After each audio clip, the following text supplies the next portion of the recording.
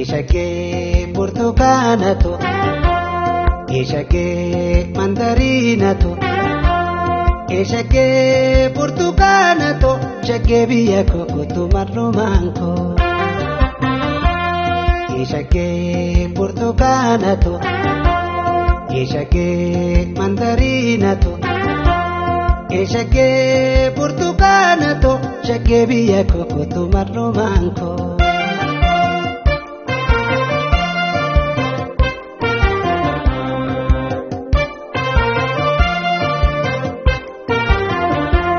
Burtukanato impagatinarra jalalu maketi amboji amera tolcheto si ume rabbi walundara barbade tannabe buda tokko sirra barbade tannabe buda tokko sirra